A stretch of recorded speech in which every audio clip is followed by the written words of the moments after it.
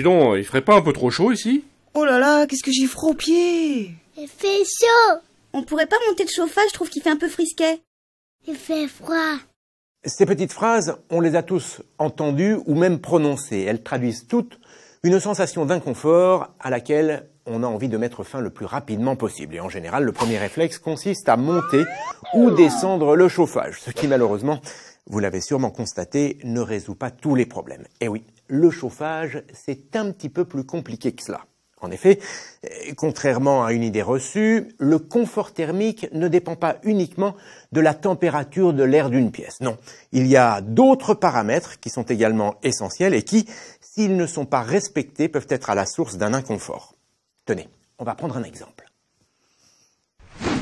D'une manière générale, on considère que l'hiver, il faut une température de 19-20 degrés pour se sentir bien à l'intérieur d'une maison. Seulement attention, pour que ce soit vraiment confortable, il faut que cette température soit bien stable, autrement dit, qu'elle ne joue pas au yo-yo. Il faut également qu'elle soit parfaitement homogène, la même température dans tous les coins de la pièce. Ça, c'est pour la température de l'air ambiant. Il faut aussi veiller à ce que les parois ne soient pas trop froides, les fenêtres et les murs. Ce phénomène peut être une source d'inconfort. Voilà pourquoi il faut un système de chauffage qui réchauffe à la fois l'air ambiant, les parois et les occupants de la maison. Ce n'est pas tout à fait terminé. Il faut aussi minimiser les mouvements d'air et veiller à la qualité de ce dernier.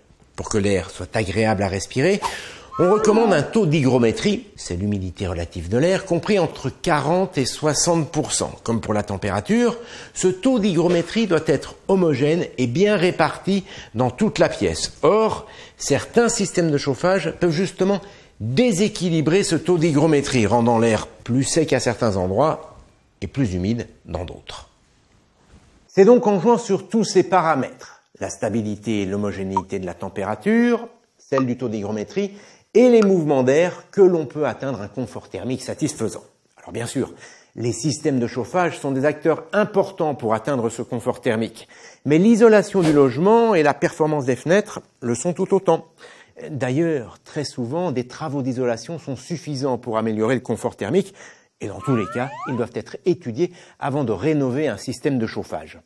Pendant bien longtemps, et souvent à juste titre, on a pensé que le chauffage électrique n'était pas en mesure d'atteindre un confort thermique, comment dire, absolu.